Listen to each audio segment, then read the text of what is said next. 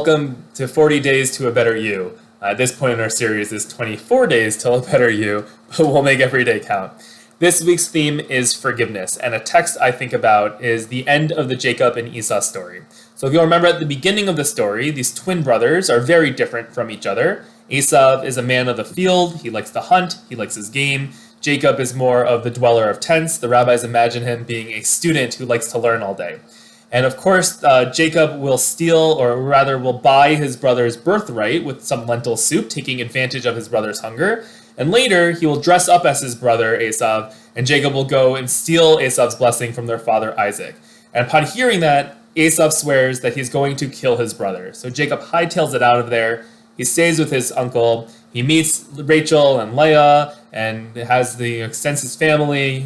And it's on his way back to Canaan that he hears that Esau is out to meet him with hundreds of men, presuming that his brother is going to attack him because that's how we left the story before. He sends some gifts to his brother, trying to appease him, and he staggers them one from the other. And when Esau comes, and we're not really sure how he's going to react, because again, he swore that he was going to kill his brother.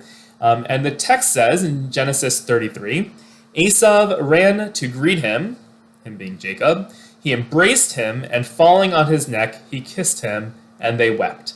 So it's a very nice reconciliation between Esau and Jacob, where we see that Esau, in a way, has forgiven his brother and is giving him a hug and giving him a kiss. Now, leaving aside the rabbis who see this a little more nefariously, that Esau really isn't kissing him on the neck, but rather is biting him on the neck, and God creates a miracle to turn Jacob's neck into marble and cracking Esau's teeth. But leaving that to the side, on the very surface, it's quite a remarkable moment from Esau, who was very angry at his brother at the start of the story, but now seems to have forgiven his brother.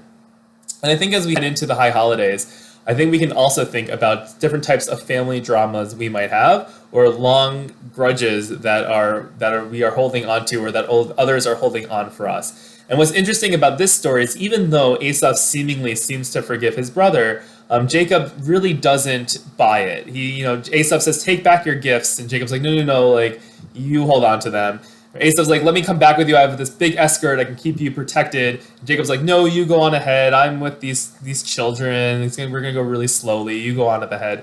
Right? Jacob doesn't really buy the real forgiveness from his brother, and I think that sometimes with really long feuds, it's really hard to really build on that forgiveness and to really be able to let bygones be bygones.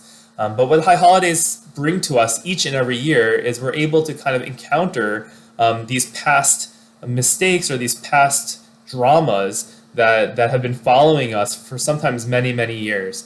And even though that might not just go away by raising it up, I think sometimes by looking back at past wounds and looking back at past moments where we offend each other gives us the opportunity to really come at it and really be able to seek forgiveness or even offer forgiveness and take those little steps forward in order to make sure that we are correcting any mistakes that we made, but also accepting of others who need to forgive, who they themselves need to forgive us, or we need to forgive them.